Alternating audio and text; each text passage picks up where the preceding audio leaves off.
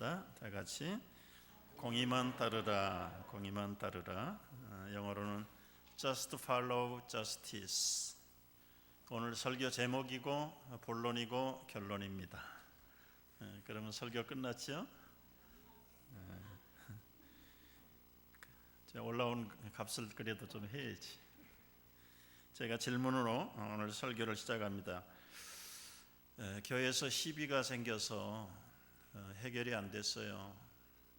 그래서 세상 코트에다가 고소를 하는 것이 옳습니까? 옳지 않습니까? 이게 대답이 하나가 안 되면 교회 갈라집니다. 이게 예스의 노예요. 언제나 이제 두 가지 중에서 하나를 택하라고 그러면 이 편이 있고 이 편이 생기는 거예요. 갈등이 있고 혼란이 있고 끝에는 분열이 생깁니다. 한국의 제일 보수적인 교단이라는 데가 고신교단이라는 데가 있어요.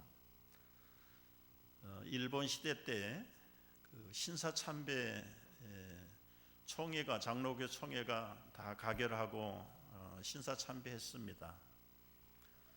그런데 몇몇 분들은 우상을 섬기는 건 하나님 앞에 우리가 할 일 아니다.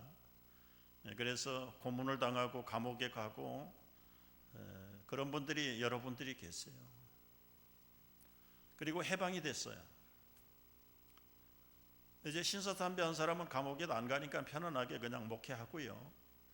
감옥에 갔다 나온 장로님들, 목사님들이 나와서 목회를 하는데 당신들 회개 안 하면 우리하고 같이 활동할 수 없다.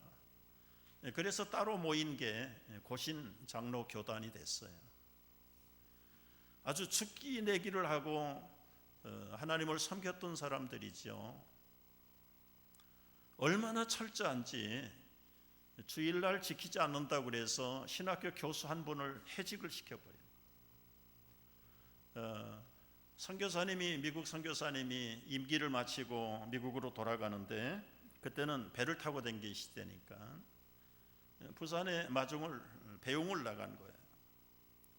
원래는 배가 금요일날 가기로 돼 있었는데 아마 사건이 주일날 오후에 가는 거예요.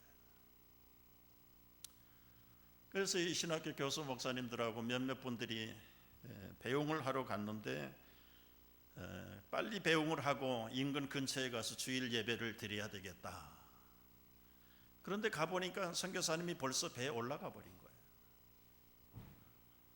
그래서 할 수 없이 수속을 밟아가지고 배에 올라가는데 시간이 오래 걸렸죠.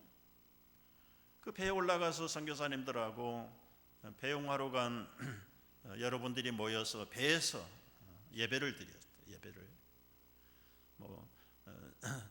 환송 예배이기도 하고, 그리고는 보니까 교회 예배 시간이 다 지나가 버린 오후가 돼서 할 수 없이 집으로 갔어요.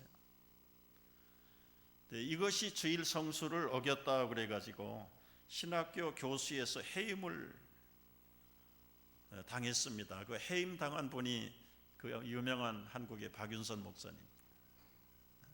그만큼 철저하게 이 고신교단은 말씀대로 살려고 하는데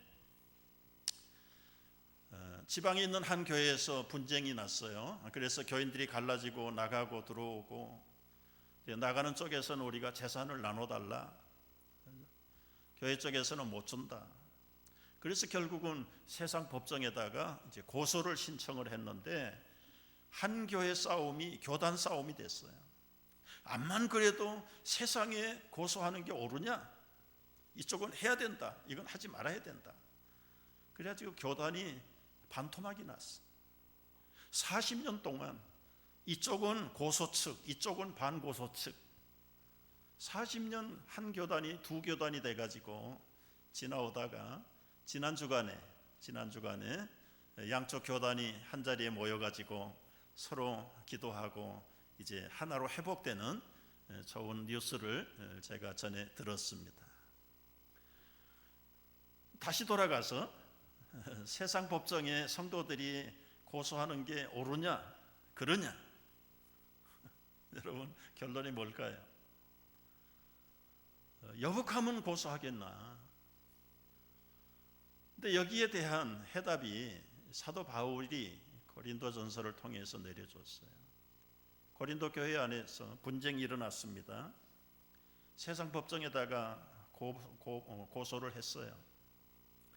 멀리서 그 소식을 들은 바울이 편지를 써서 보낸 게 고린도전서 6장. 거기에 이렇게 시작을 해요. 너희 중에 누가 다른 사람들과 더불어서 다툼이 있었는데 교인들 가운데서 다툼이 일어난 거예요. 구태여 불의한 자들 앞에서 고발을 하나? 여기 불의한 자들은 세상의 재판관들을 얘기하는 거예요. 성경은 하나님 예수 그리스도를 믿지 않는 자들은 그들이 재판관이든 박사든 다 불의한 자로 성경은 간주해요.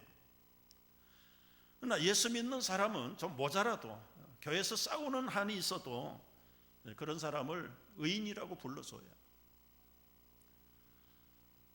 이 의로운 성도들이 불의한 믿지 않는 재판관들에게 가서 고발을 하는, 왜 성도들이 그걸 처리를 못하느냐, 안타까운 마음으로 이야기를 하면서 2절에 보면 성도가 어떤 사람인 줄 아느냐, 세상을 판단할 사람은 성도들이다. 앞으로 이 성도들이 천사들도, 3절에 천사들도 판단할 사람들인데 교회에서 일어나는 조그만 다툼 사건을 하나 제대로 처리 못해가지고 그걸 좀 믿지 않는 세상의 법정에 내놓는 것이 부끄러운 일 아니냐. 4절에 보면 교회에 그거 하나 처리하지 못하는 똑똑한 사람이 없냐. 어떻게 그렇게 겸손한 지도자들을 세워가지고 그 문제 하나를 제대로 처리하지 못하고 세상 법정으로 흘려보내냐. 그러면서 결론이 6절 7절에 가보면 그런 말씀을 해요.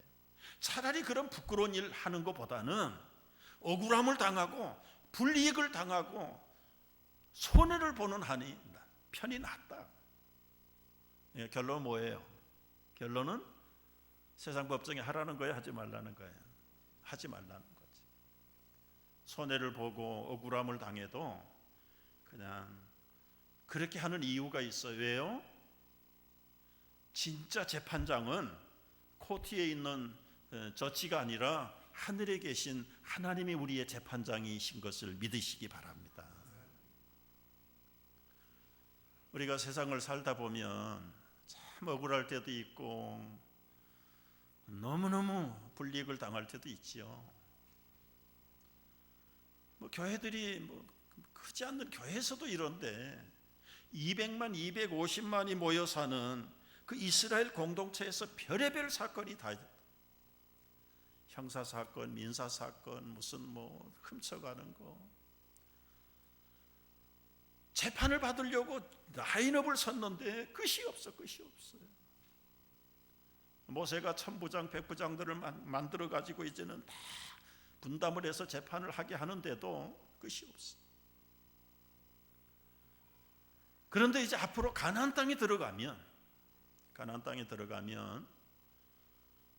재판받기 위해서 중앙까지 와야 되느냐? 그럴 수 없잖아요. 산지사방으로 다 흩어지는데 저 플로리다 사는 사람이, 뉴욕에 사는 사람이 재판을 받으려고 워싱턴 DC까지 가야 되는 그런 거리적인 불편함도 있어서 그건 불가능하다.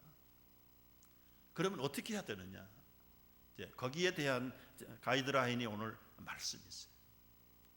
각 성으로 흩어지면 그 각 성마다 코트를 만들어라. 재판소를 오픈해라. 그리고 거기서 해결하지 못하는 것만 중앙으로 가지고 와라. 그게 오늘 18절부터 나타나는 말씀이세요.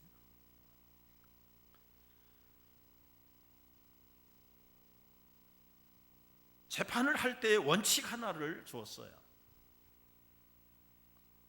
하나님의 공의를 따르라. 나는 재판관도 아니고 무슨 변호사도 아니고 나하고는 관계가 없는 말씀이네. 그렇게 생각할런지 모르지만 여러분, 우리 성도들이 어떤 사람이라고 그랬어요? 세상을 판단하고 앞으로는 천사들까지 재판을 해야 될 사람들인데, 그게 아니라도 지금 현재 우리의 삶 속에, 하루가 반복되는 삶 속에 옳으냐 그르냐, 해야 되냐 하지 말아야 되느냐, 그게 우리 마음속에서 수십 번을 결정해야 되는, 판단해야 될 사람들이 바로 우리들이란 말이지. 이 말씀이 오늘 우리들에게 적용하신 거, 여러분에게 하신 말씀이지 코트에 있는 재판장들에게만 한 말씀은 아니다. 그 말씀의 핵심이 뭐냐면, 코트에서 재판을 하든 개인적으로 선택하고 판단하고 결정을 할 때의 원칙 하나가 뭐냐 하면은, 다 같이 하나님의 공의를 따르라. Just follow justice. 우리 원칙 하나를 정해놓고 내가 이걸 해야 되느냐 말아야 되느냐, 옳으냐 그르냐, 그 원칙이 뭐냐? 원칙이 하나님의 공의다. 하나님의 공의. 비즈니스에도, 인간관계에도, 자녀를 양육하는 데도, 인생을 살아가는 원칙이 바로 이 하나님의 공의를 따라 살라는 거예요. 이 하나님의 공의를 따르기 위해서는 세 가지 가이드라인을 주셨어요. 첫째는 굽게 하지 말라. 특별히 재판을 할 때는 굽게 하지 말라. 미국은 재판 왕국입니다. 얼마나 소송이 많은지, 아예 그냥 TV 전용 코트 채널이 있죠. 하루 종일 재판만 하는 그런 TV 채널이 있어요. 그거 한 코트에서 일어나는 사건이지 저녁에서 친한 친구들끼리도 돌아서면 코트에서 그냥 나오라는 출두서가 나올 정도로 아주 생활화되어 있는 게 미국의 시민들의 자세. 그런데 그런 재판을 할 때에 삐뚤어진 재판하지 말라. 구분 재판하지 말라. 미국이 대표적인 구분 재판의 마데리 O.J. 심슨 사건입니다. 여러분 기억하시나요? 완전히 공정성을 잃어버리고 자기 여자를 죽였는데 무죄로, 아주 미국의 가장 삐뚤어진 대표적인 재판 사건이 그 심슨의 재판 사건이에요. 여러분, 재판장에서 만들어진 결론은 온 백성들, 국민들의 도덕과 윤리를 올렸다가 내렸다가 만들어요.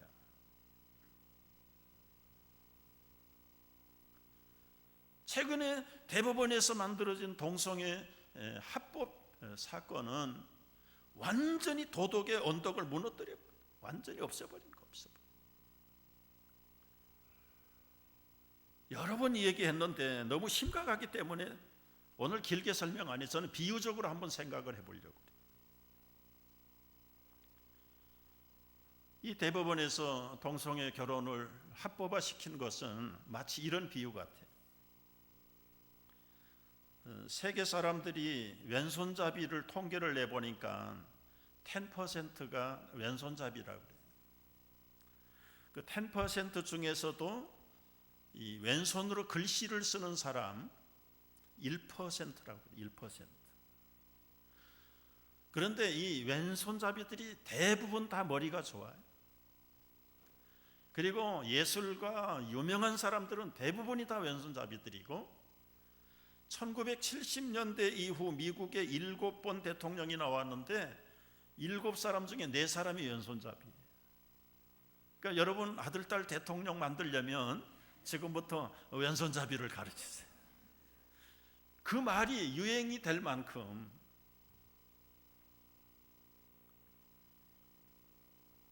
그렇게 왼손잡이가 좋다. 그런데 어느 날 대법원에서 가결을 했어요. 내일부터는 온 국민이 왼손을 쓰지 않으면 불법입니다. 비유가 될런지 모르겠습니다. 대법원에서 동성 결혼을 합법하기 전에 미국에 동성하는 사람들이 몇 %인가 통계가 나와 있어요. 2%에서 많으면 5%예요. 그런데 한두 달 지났는데 지금 미국에서 동성애하는 사람들의 통계가 25%로 올라가 버렸어. 25%. 네 사람 중에 한 사람은 동성. 정부가 앞장서 가지고 막 동성애 하라고 또 완전히 면허를 줘서 법적으로 보장을 해준 거예요.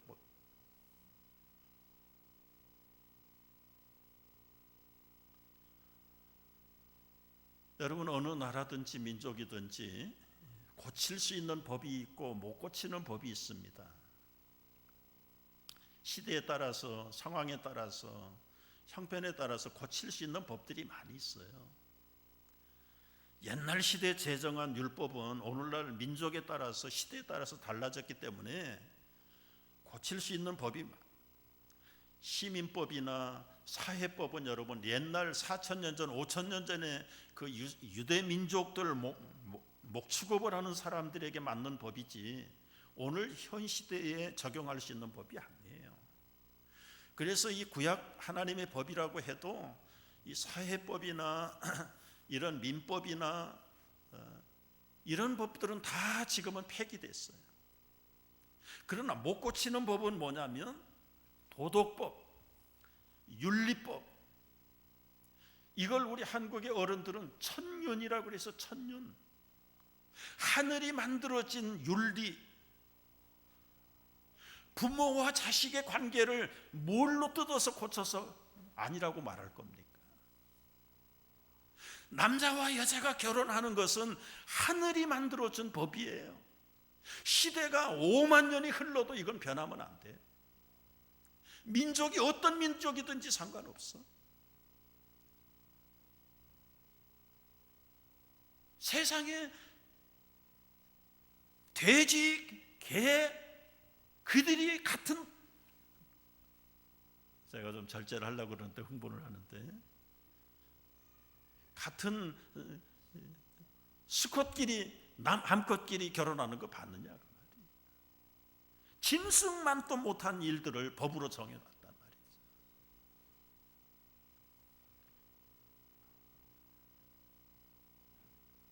말이죠. 하나님의 공의를 완전히 굽게 판단을 하고 삐뚤어지게. 왜 그렇게 됐는지는 뭐 요인이 한두 가지는 아니에요. 대부분의 저치들의 윤리 도덕이 문제이기도 하고 신앙이 문제이기도 하고 교육이 문제이기도 하고 알게 모르게 압력을 넣은 어떤 권력이 문제가 있기도 하고 또 이 부패한 이 세속적인 불신앙의 여론들이 또 부채질을 합니다. 정치하는 사람들은 그걸 최대한 이용해가지고 자기들의 정치 생명을 연장하려고 그러고 1%의 인권은 생각하고 99%의 인권은 짓밟아버리는 그런 불공평한 일들을 공공연하게 법으로 정해요. 아까도 말씀드렸습니다만 이 사건은 9/11이 무너진 사건하고 비교할 수가 없어요. 하나님의 공의를 저버리는, 천륜을 저버리는 이것은 결국은 그 나라와 그 세대가, 그 후손이 책임을 보상해야 합니다. 책임을 보상해야. 지금 결정된 그 악법보다 더 놀라운 것은 이제 앞으로 일어날 참 덕스럽지 못할 그런 열매들을 보면서 우리는 기도하지 않을 수가 없어요. 여러분, 하나님의 공의를 떠난 판단, 선택, 결정은 이건 하나님 앞에서의 책임을 감당해야 합니다.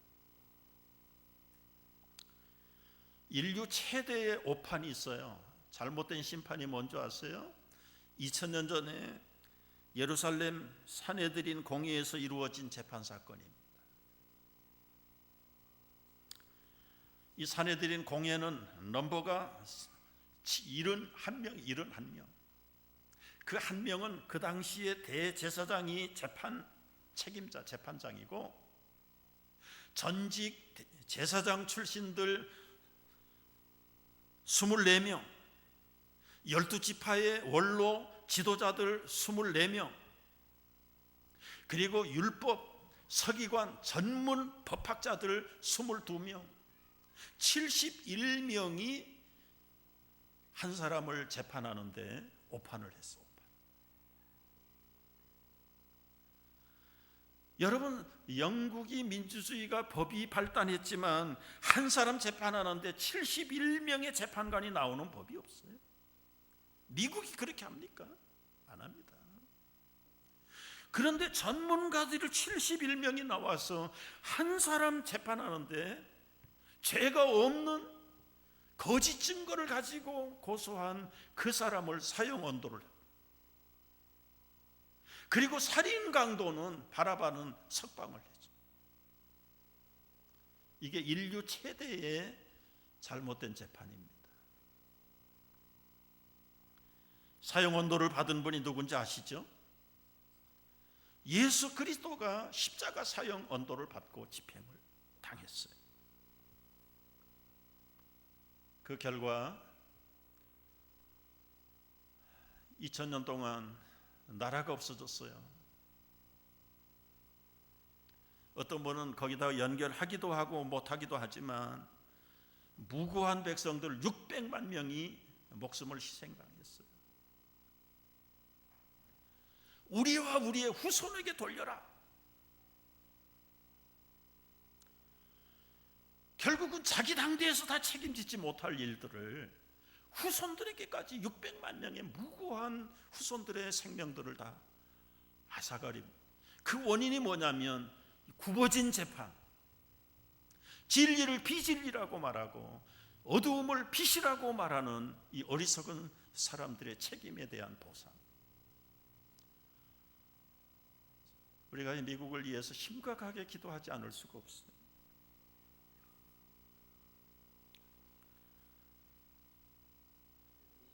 우리 개인적인 선택도 마찬가지입니다.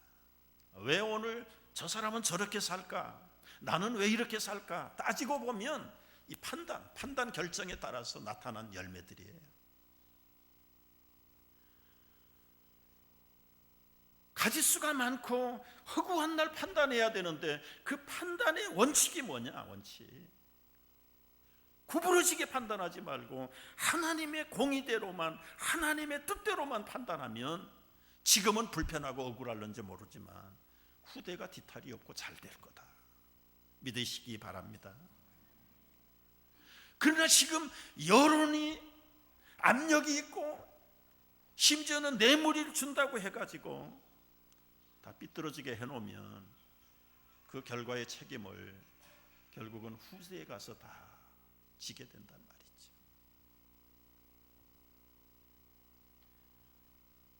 하나님의 공의를 행할 때에 굽어진 선택, 굽어진 판단 금물입니다.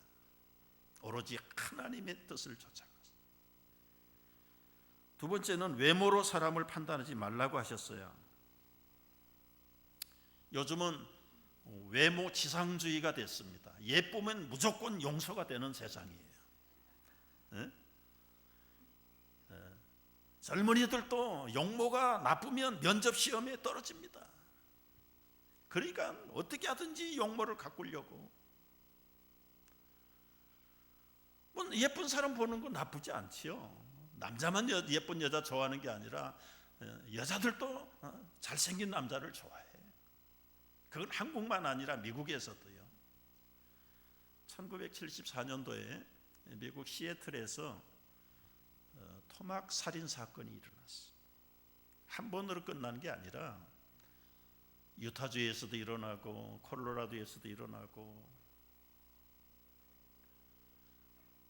범인을 잡았는데 한 사람이. 그 범인이 이름이 뭐냐면요, 테드 번디. 조각같이 잘생겼어. 거기다가 유명한 대학의 로스쿨 졸업생. 결국은 재판에서 사형 언도를 받았죠. 그런데 그 교도소에 잘생긴 그 남자하고 결혼하겠다고 편지를 보낸 게 싸둘 곳이 없었다. 싸둘 곳이 없다. 미국 여자들이 잘생긴 남자한테 돌아가지고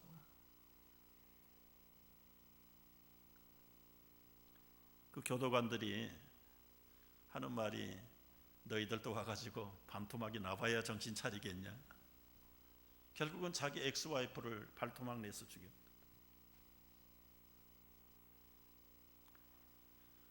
사람은 누구나 외모를 봅니다.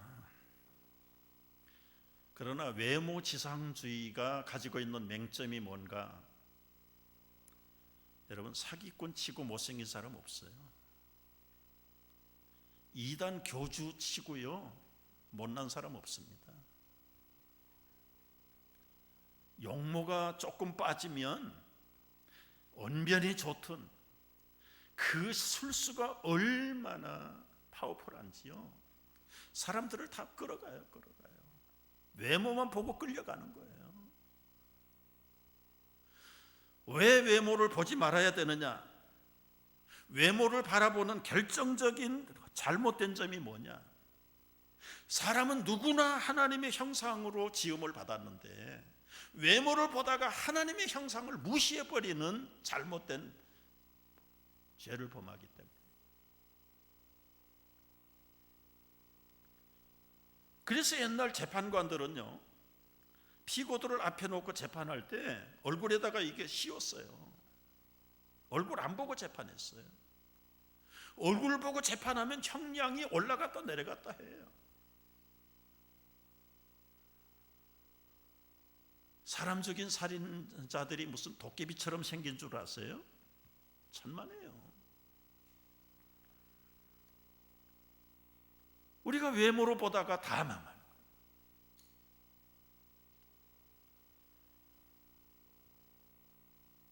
여러분, 사업할 때도 사람을 외모로 판단하면 안 됩니다. 그래도 보기가 좋은 떡이 먹기도 좋다. 틀린 건 아니지만 다 맞는 게 아니에요. 그거 보다가 다 망합니다. 정말 영을 꿰뚫어 볼 수 있는 그런 분별력과 그런 안찰력을 길러내시는 여러분 되시기를 바라요. 그리고 우리들 역시 마찬가지. 사람은 외모를 본다니까 외모도 좀 잘 가꾸세요. 그러나 외모보다 더 중요한 건 우리의 속사람, 우리 안에 지어주신 그 하나님의 형상을 더 아름답게 갖고 나가는 그런 사람이라면 오히려 외모가 좀 떨어져도 또 빛이 날 거예요. 공의를 행할 때 우리가 세 번째 참고해야 될 게 뇌물을 받지 말라고 그랬어요. 재판장들이 뇌물을 받으면 19절에서 이렇게 말씀을 하셨어요. 뇌물을 받지 말라. 뇌물은 지혜자의 눈을 어둡게 하고 악인의 말을 굽게 하느니라. 잠언에서는 뇌물을 받으면 재판이 삐뚤어진다 그랬어요. 전도서에서는 뇌물이 사람의 명철을 망하게 한다. 한마디로 뇌물은 사람을 눈뜨고 장님을 만들어 버리는 거예요. 그 분별력이 머리가 제대로 판단을 못하게 만드는.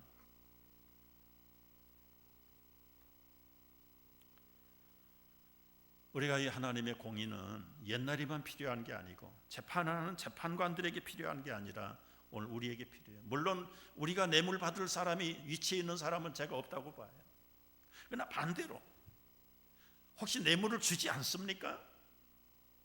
하나님이 싫어하세요. 다른 사람의 눈을 어둡게 만들고. 참 슬픈 얘기들이 때로는 많아요. 우리 한국 이민자가 늘어나면서 교통경찰에게 자꾸 뇌물을 갖다 바치는 게 LA에서는 아주 상습이 됐다고 그래요.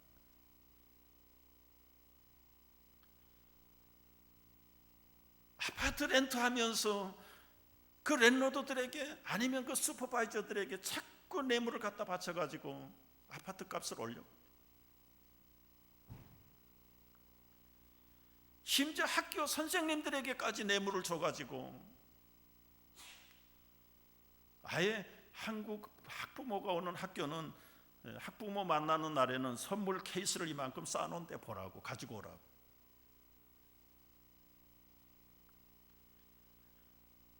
여러분, 이게 공의를 행하는 하나님의 사람으로서 할 일이 아닙니다.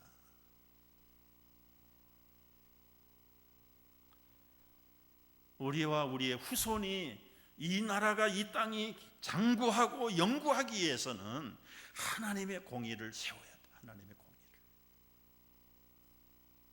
그리하면 결론이 뭐예요? 20절의 하반절 보면은 너는 마땅히 공의만 따르라. 그리하면 다 같이 내가 살겠고 내 하나님 여호와께서 내게 주시는 땅을 차지하리라.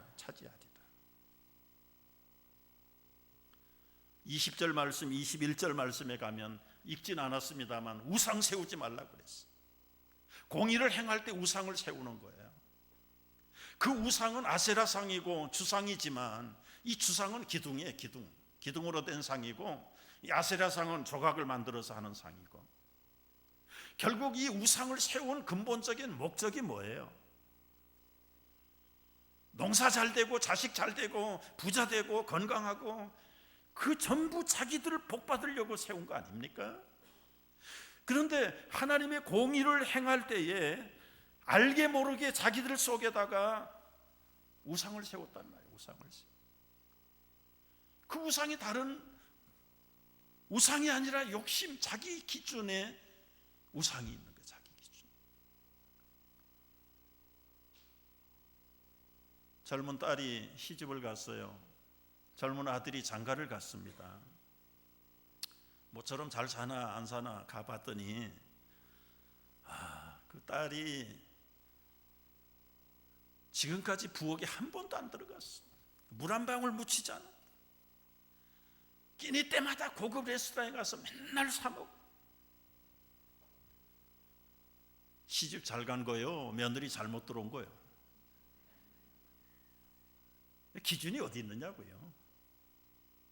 어쩌다가 밥을 하면 그 남편 아들이라는 게, 사이라는 게 쇼핑에다가 밥하고 설거지하고 청소하고 빨래하고, 사이 잘 본 거예요? 아들 장가 잘못 간 거예요? 그 기준이 어디 있느냐고요. 사람은 자기의 기둥 같은 기준이 있는 거예요. 자기 잣대로 모든 것을 판단하니까 하나님의 공의가 설 수 없는 거예요.